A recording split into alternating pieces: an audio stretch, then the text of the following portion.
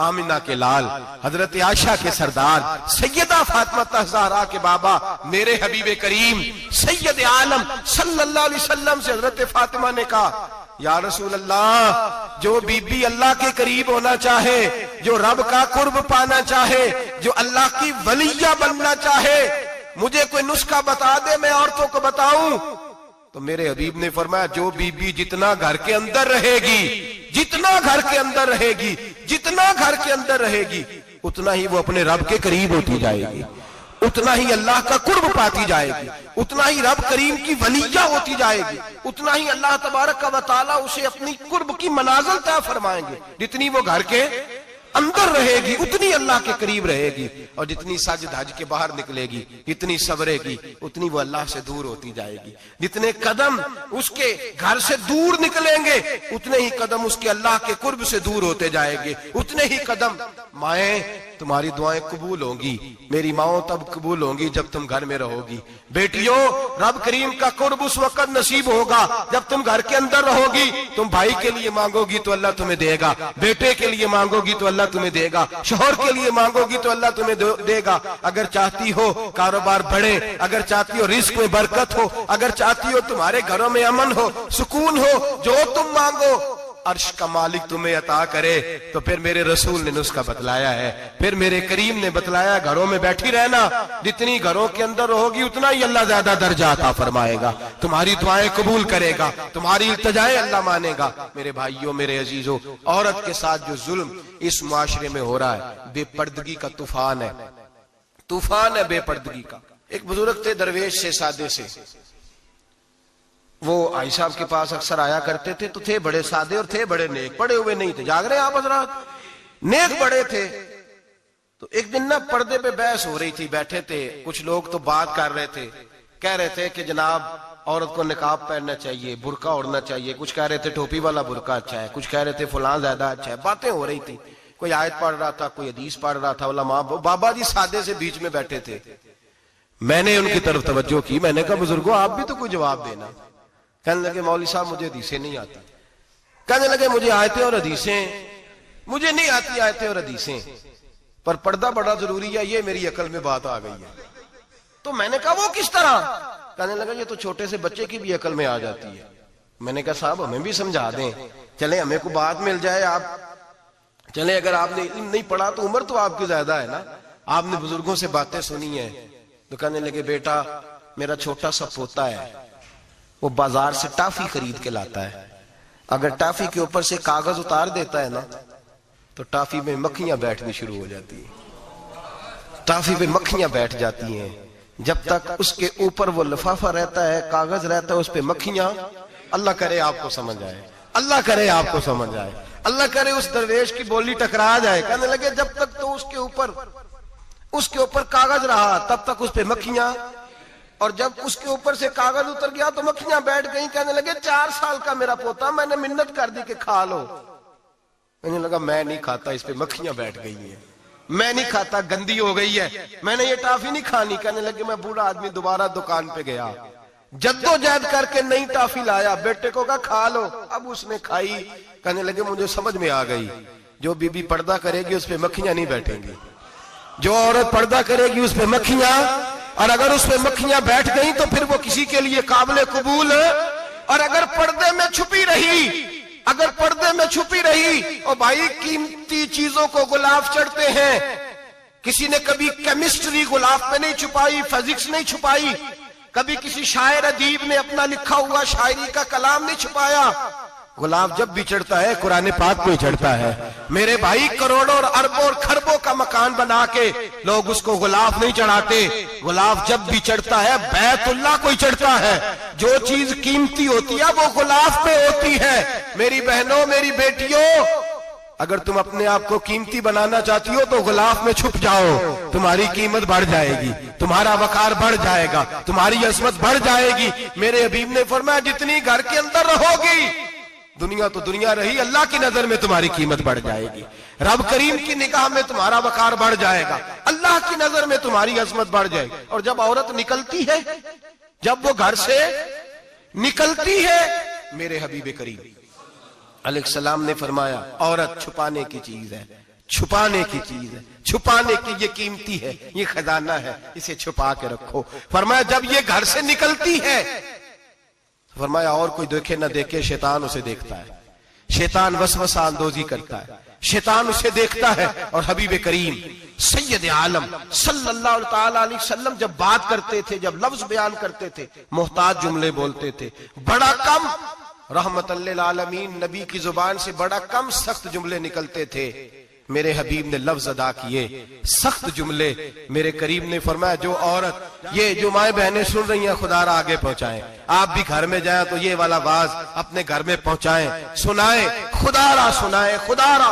रोज एक कयामत टूटती है और मेरे भाई लाखों इज्जतदार लोग अपने तकिए पे मुंह रख रख के रोते हैं, इसलिए कि वो बच्ची जिसके बारे में कहते थे हमें एतबार है, एतबार, एतबार का लफ्ज बोल के बाप जो जुल्म करता है अपनी बेटी पे, भाई एतबार का लफ्ज बोल के जुल्म करता है बहन पे, एतबार का जुमला बोल के ज्यादती करते हैं हम अपनी जानों पर। हजरत जुनैद बगदादी सूफिया के सरखील सूफिया के, उनसे एक शख्स कहने लगा मुझे बेटी पे एतबार है, मैं उसको फलां जगह दाखिल ना करा दूं, पढ़ ले। आप फरमाने लगे तुझे एतबार है तो क्या अल्लाह के रसूल को एतबार नहीं था? ये तूने कैसा लफ्ज बोला, तुझे एतबार है, नबी पाक को नहीं था?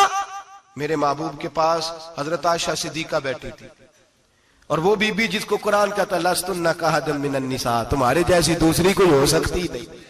मेरे महबूब के पास हजरत अफसा बैठी थी, जनाब सौदा बैठी थी, इससे बढ़कर भी किसी को एतबार होगा जिनको कुरान कहते हैं जैसी दूसरी हो ही नहीं सकती। हजरत अब्दुल्ला बिन मक्तूम नाबीना से अभी आए, ओ भाई नाबीना, दिल की आंखें खोल के सुनो, नाबीना से अभी, नाबीना आंखों से नजर नहीं आता, हुजूर की बारगाह में आए, मुझे एतबार है बेटी पे, मुझे एतबार है, संदल की बनी हुई बेटी है, हूर है तेरी बेटी, उसके करीब गुनाह नहीं जाता, ये तू ज्यादती कर रहा है अपनी बेटी पे, ये जुमला बोल के तू जुल्म कर रहा है, तू जालिम और फाजर हो गया जब तूने ये कहा कि मुझे एतबार है। मेरे हबीबे पाक से बढ़कर किसको एतबार होगा? मेरे करीम रसूल सैयद आलम नूर मुजस्सम सल्लल्लाहु ताला अलैहि वसल्लम ने फरमाया, हजरत आयशा थी, हजरत अफसा थी, हजरत सौदा थी, अब्दुल्ला इब्ने मक्तूम नाबीना आए तो मेरे नबी ने फरमाया बीबियों पर्दा करो, बीबियों बोल के बताइए, बीबियों, सारे बोलिए बीबियों, अल्लाह करे ये आवाज गूंज जाए पूरे मुआशरे में, बीबियों। मेरे नबी ने जुमला कहा बीबियों पर्दा कर लो, पर्दा करो, नजरें झुकाओ, नकाब ओढ़ो। एक जौजा बोली हुजूर उन्हें तो नजर नहीं आता, वो तो बेचारे नाबीने हैं। तिरमिजी में हबीबे पाक के लफ्ज सुनिए, या रसूल अल्लाह उन्हें तो नजर नहीं आता। मेरे रसूल ने फरमाया तुम्हें तो नजर आता है ना, तुम तो अंधी नहीं ना, वो एक मर्द आया है, वो एक सियाबी आया है, तुम्हें तो नजर आता है, तुम्हारी आंखें तो है, उसे फितना आए ना आए तुम्हें नजर आता है, खबरदार पर्दा करो, आंखें झुकाओ, चेहरों पे नकाब डालो। हजरत जुनैद बगदादी फरमाने लगे अगर मेरे रसूल पाक अपनी अज़वाज को कहते हैं पर्दा करो और तू कहता है मुझे एतबार है, अगर नबी पाक अपनी बेटी हजरत फातिमा को कहते हैं पर्दा कर, तू कहता है मुझे एतबार है। जनाब जुनैद बगदादी मजीद बोले, आप फरमाने लगे अगर हसन बसरी पढ़ाने वाला हो, राबिया बसरी पढ़ने वाली हो और बीच में कुरान पाक पढ़ा हुआ हो, पढ़ाने वाला हसन बसरी, पढ़ाने वाले हसन बसरी जिन्होंने मौला अली शेर खुदा की सोबत पाई, जिन्होंने उम्मुल मोमिनीन हजरत उम्मे सलमा के घर में परवरिश पाई, फरमाया पढ़ाने वाला हसन बसरी, पढ़ने वाली राबिया बसरी, वो बीबी जो दुआ मांगे तो अल्लाह मुर्दा ऊंट को जिंदा फरमा दे। फरमाया पढ़ाने वाला हसन बसरी हो, पढ़ने वाले राबिया बसरी हो, और जो पढ़ा जाए वो कुरान हो। फरमाया कसम अल्लाह की इज्जत की, मैं फिर भी उन्हें पढ़ने पढ़ाने की इजाजत नहीं देता, मैं फिर भी उन्हें तन्हाई में बैठने की इजाजत नहीं देता, मैं फिर भी उन्हें अकेले रहने की इजाजत नहीं देता, इसलिए कि ये हसन बसरी हैं और मना करने वाले इमामुल अंबिया हैं, इसलिए कि ये राबिया बसरी हैं और मना करने वाले सैयदुर रुसल हैं, खबरदार फिर भी इजाजत नहीं। मेरे नबी करीम अलैहिस्सलाम बोले, हुजूर की बारगाह में सहाबा ने अर्ज किया या रसूल अल्लाह सल्लल्लाहु अलैहि वसल्लम, अगर कोई नेक आदमी किसी नेक औरत के साथ बेपर्दा हो, नेक आदमी, वो पीर गुनाहगार नहीं जिसके पास बीबियां जाती हैं, वो गुनाहगार नहीं, वो तो मुजरम है, वो खाली गुनाहगार नहीं, वो तो पापी है। वो खाली गुनाहगार नहीं, वो तो दीन का डाकू है। डाकू वो तो फासिक है, वो तो दीन की हदें तोड़ने वाला है। वो तो उसको तो घसीटा जाएगा कयामत के दिन, जो औरतों से बेपर्दा मिलता तो घसीटा जाएगा। लेकिन सवाल ये है, वो खामद किधर होता है जिसकी बीवी पीर के पास अकेली जाती है? सवाल यह है, वो भाई किधर होता है जिसकी बहन पीर के पास अकेली जाती है? सवाल यह है, बेटा किधर होता है जिसकी अम्मा अकेली जाती है? मेरे नबी रहमत, नूर मुजस्सम, शफी मुअज्जम, सरवर कौन मका, सय्याह ला मका सल्लल्लाहु अलैहि वसल्लम की खिदमत आली मर्तबत में सहाबी ने पूछा कि या रसूल अल्लाह, अगर नेक हो बंदा, बीबी भी नेक हो, तो एक में बैठ सकते हैं? आला हज़रत ने फरमाया, अगर औरत दीन सीखने चाहे, पीर के पास जाए, तो अपने खामद के साथ जाए, अपने भाई के साथ जाए, फिर भी पर्दे में बैठे, दूर बैठे, आवाज के साथ बात को समझे, लेकिन उसको तनाई करने की इजाजत किसी को भी इजाजत है, वो चाहे जो मर्जी भी हो, कोई भी हो, बड़ी खुली बात कर रहा हूं। मेरे हबीब पाक से पूछा, हुजूर अगर मर्द औरत नेक हो फिर भी तन्हा नहीं बैठ सकते? मेरे महबूब ने फरमाया, अगर जकरिया के बेटे याहया हो और ईसा की वालदा मरियम हो तो फिर भी मैं उन्हें तन्हा रहने की इजाजत नहीं देता, फिर भी उन्हें तन्हा रहने की मैं इजाजत नहीं देता, फिर भी इजाजत नहीं है। जब मेरे रसूल पाक सल्लल्लाहु अलैहि वसल्लम ने इतनी पाबंदी लगा दी, जब बात हजरत हसन बसरी और राबिया बसरी की आ गई, जब बात जनाबे मरियम सलामुल्लाह अलैहा और जनाबे सैयदना जकरिया अलैहिस्सलाम की आ गई, जब यहां तक बात पहुंच गई, तो फिर तू मॉडर्न है, फिर तू ज्यादा एतबार वाला है कि तेरी बेटी यूनिवर्सिटी ड्राइवर के साथ जाती है? फिर तूने कहां से वो उसके अंदर नूर भर दिया है कि तेरी बेटी अकेली घूमती है? फिर कहां तूने ये बात समझ लिया है कि तेरी बच्ची जहां मर्जी तन्हा रहती है? फिर तू कहां से वो कुव्वत लाया? ये तालीम है? इकबाल ने कहा, यार मशरिक हवस में गलता, शबाब उरिया शराब इसियां, इसे भी देखो गरी के इसियां, हम ऐसी तहजीब क्या करेंगे? और इकबाल कहने लगे, तुम्हारी तहजीब खुद अपने खंजर से खुदकुशी करेगी, इसलिए कि जो शाख नाजुक पे बनेगा आशियाना वो ना पायदार होगा। मेरे भाई, हम लोग पहले हाथ में आग का अंगारा देते हैं, फिर कहते हैं बेटे तूने जलना नहीं। हम पहले उसको सारी सहूलियात देते हैं, फिर कहते हैं तूने बिगड़ना नहीं। मेरे नबी रहमत, नूर मुजस्सम, शफी मुअज्जम सल्लल्लाहु अलैहि वसल्लम ने फरमाया, जो बीबी बन सवर के बाजार जाए, मेरी तरफ देखे, आंखें खोल के देखे, ये हदीस आपने सुनानी है। इंशाल्लाह बोलिए, सुनाएंगे इंशाल्लाह ताला? बोल के इंशाल्लाह कहिए, आपको सवाब होगा। सुनाएंगे इंशाल्लाह?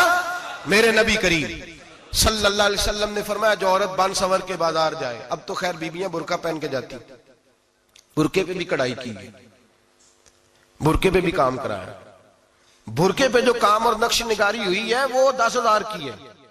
बुरका पर्दे के लिए पहना था, दिखाने के लिए।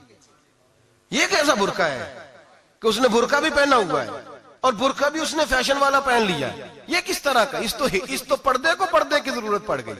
ये कैसा पर्दा है कि जो पर्दे को पर्दे की जरूरत है? बुरका तो इसलिए होता है कि मुझे देखे कोई ना, और इसने तो पहना ही इसलिए कि जरा लोग देखे तो सही मैंने कितना कीमती पहना है। इस हिजाब को हिजाब की जरूरत पड़ गई। मेरे हबीब पाक अलैहिस्सलाम ने फरमाया, बिला जरूरत औरत को इजाजत है, बीमार हो तो डॉक्टर के पास जाए, औरत को इजाजत है, जरूरत पड़ जाए, घर में सौदा सलफ ना आता हो तो लेने चली जाए, औरत को इजाजत है। अगर गवाही की जरूरत पड़ जाए तो पर्दा करके काजी अदालत के पास गवाही देने जाए, औरत को इजाजत है हज पे जाए, औरत को इजाजत है उम्रे पे जाए, औरत को इजाजत है कि अगर किसी वक्त जिहाद के लिए औरतों की जरूरत पड़ गई तो हजरत फातिमा और जनाब आयशा की सुन्नत अदा करे, जिहाद को जाए। लेकिन अगर औरत मौज करने जाए और रोज कहे वो देखे ना, फलां पार्क में थे, आप तो कभी गए ही नहीं, फलां जगह थे, आपके पास तो फुर्सत ही नहीं, फलां मेरी सरगोदे वाली बहन का खामन तो रोज लेके जाता है, आपने तो कभी तवज्जो नहीं फरमाई। रोज पैगाम देती रहे। मेरे हबीब करीम सैयद आलम सल्लल्लाहु अलैहि वसल्लम ने फरमाया, जो बीबी बन सवर के बिला जरूरत बाजार जाए, नबी पाक अलैहिस्सलाम ने फरमाया, एक कदम वो उठाएगी तो उस पर अल्लाह की लानत बरसेगी, फरिश्तों की लानत बरसेगी, जमीन वाले लानत बरसाएंगे, आसमान वाले लानत बरसाएंगे। और मेरे हबीब बोले तो फरमाया, जब अल्लाह की लानत बरसेगी तो मैं भी उस बीबी पे लानत ही करूंगा जो बीबी बन सवर के जाए।